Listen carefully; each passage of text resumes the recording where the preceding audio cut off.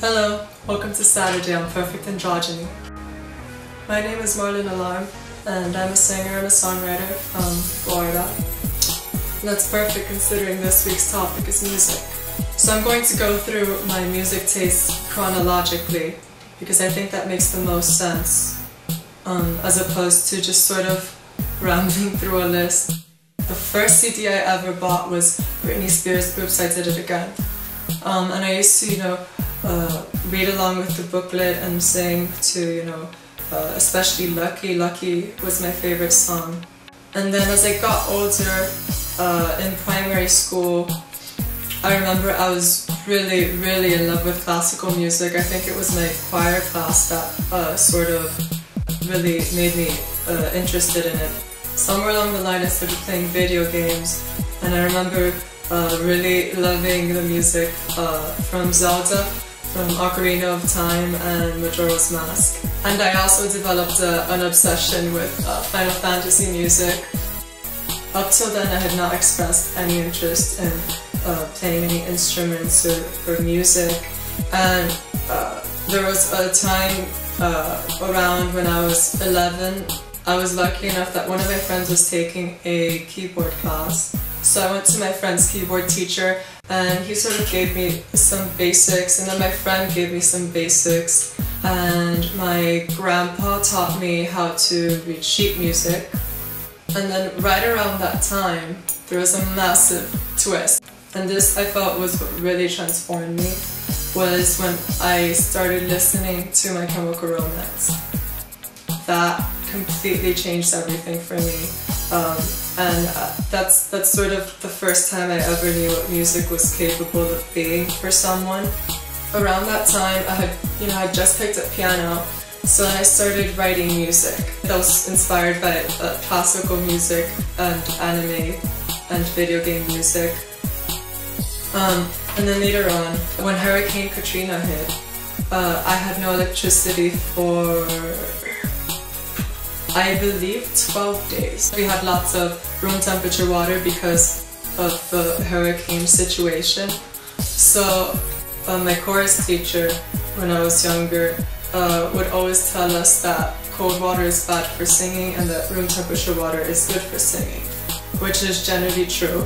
So in my mind, I thought if I drink all this room temperature water that we bought, then I should be able to sing. And then after that, I recorded myself. I found out I sounded like shit, so I started practicing with singing. Guitar I started getting better at, and my brother's friend, he introduced me to a lot of classic rock, and I would just learn those songs on guitar and watch Led Zeppelin DVDs. We would listen to like Metallica and Black Sabbath. And then shortly after, at the tender age of 14, I joined my first rock band. My taste changed a bit because you're with 4 other people who have completely different influences, and it's very easy to become resistant to their input when you don't understand their musical tastes. So I was introduced to a lot of bands. I was introduced to Fall of Troy and Dance Gavin Dance and Scary Kids and Bayside. And of course, being in a band, I was always seeking out new music. So I started listening to The Academy Is and AFI, Panic at the Disco.